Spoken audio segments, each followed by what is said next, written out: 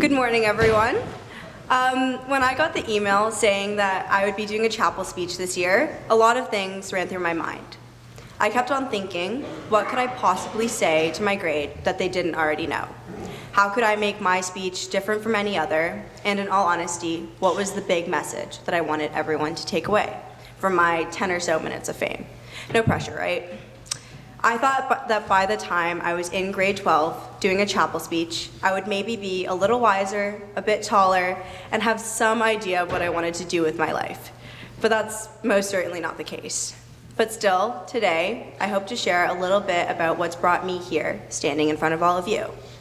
So, let's start with some cliches. For those of you who don't know me, my name's Ariana. You got some fun facts about me in the email, and for everyone that keeps asking, the alphabet one is true. Those of you who do know me know that I speak complete nonsense most of the time, so bear with me for the next few minutes. But yeah, here's some background before I get started. While it may not look like it, I was born and raised in Oakville. Unlike many people at Appleby, I don't really have an epic origin story and haven't moved around too much over the years. While geographically not much has changed, over the past year or so, I'd like to say that I've grown a lot as a person. My value system and sense of self has changed a lot since I first came here. I came to Appleby in grade 9, and in upper school, my intense passion for academics is what drove my life. To say the least, I was a hardcore nerd. I spent every second prioritizing my academic success and stressed over every grade with an obsessive drive to achieve perfection. Appleby offered everything that I could have hoped for in a school, and in my first few months here, I had already planned out what I wanted my next 4 years to look like. I made a checklist of everything I wanted to accomplish, whether it be grades, leadership positions, teams, co-curriculars, anything you could think of. I had a ridiculously high average in grade 9 and 10 and would settle for nothing less than this. And all of my energy was dedicated to building my resume and keeping those grades up. While this was reflected in my marks and achievements, it always felt like something was missing. I could never really understand why, but I would go home and think about my day, and I just felt unfulfilled.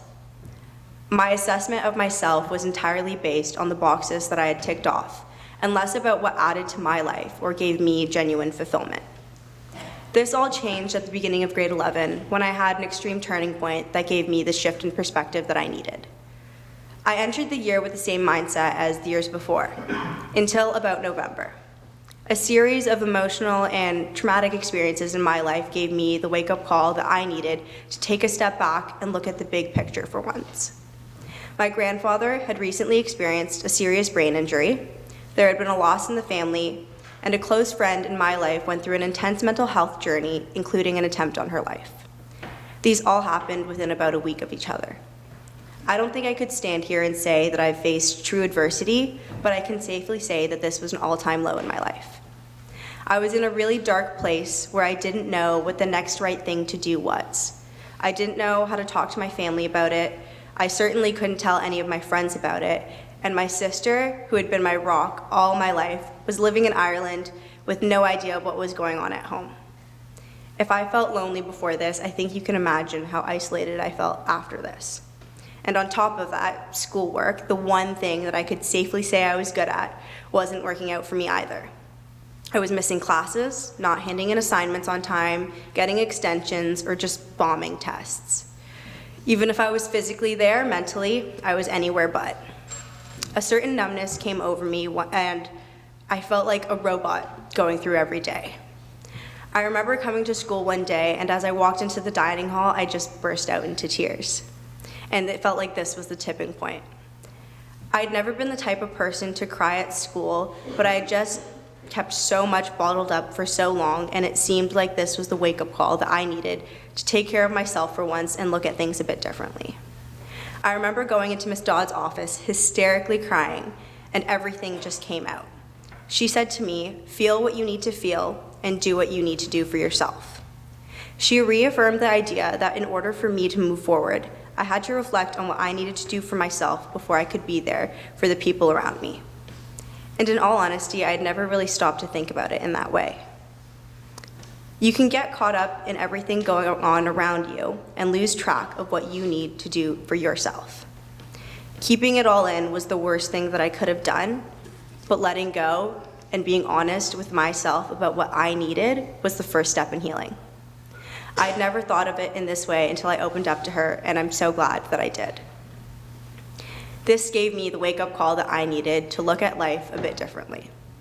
I'd been so wrapped up in checking off the boxes that I'd lost sight of what was important in my life and what my value system reflected. It took a while, but in talking to friends, family, and guidance, my perspective shifted.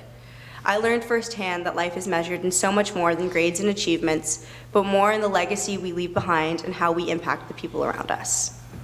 I learned the importance of living each day like it was your last, and that I needed to invest in myself as much as I'd been investing in my studies. Personal well-being for me meant focusing on the things that I had neglected, such as maintaining meaningful relationships, being there for friends and family, and doing things that gave me genuine happiness. Taking the time to prioritize self-care, seeking support, focusing on positive relationships, and simply just having fun once in a while is what helped me find my way back to a better sense of balance, and is what ultimately shaped me into the person that I am today. I slowly started to just live for the moment. In March of last year, I went on the school trip to Cambodia. And while the service work and cultural experiences were eye-opening, my biggest takeaway was how we lived in the moment every day. We never worried about what was going on at home or what we were doing the next day even. We took each day for what it was and lived each moment to its fullest. And in this, my grade 12 year, that's been my mission. While there's no denying that I'm still an overachiever, my intense drive for perfection has cooled down a bit. I work harder now to pursue my own happiness than I had ever done before. I believe in making the world around you better than you found it, and making the people that make you happy, happier. I want to grow and learn from the bad in my life and focus on the good, self-love, and personal growth. There's no way to measure these concepts, but instead I think it comes from within. There's no one-size-fits-all approach to finding your sense of balance. But for me, it's taken many forms in my grade 12 year, and I can confidently say that this year I've never felt a greater sense of genuine happiness, balance, or belonging. Sometimes it comes from having the weirdest midnight chats with my quad mates, or feeding into some insane banter in my capstone class, or making friendships with people I never talked to, or simply just taking the time in my double lunch to just sit in bed and listen to music. These are just the little things that I do to take care of myself every day and what has changed my perspective. This experience taught me the importance of making a commitment to yourself, your well-being, and your authentic needs. In truly understanding and exploring myself and my needs, I can give the world what's best of me instead of what's left of me. So, takeaways. S1s, you all have a long way to go.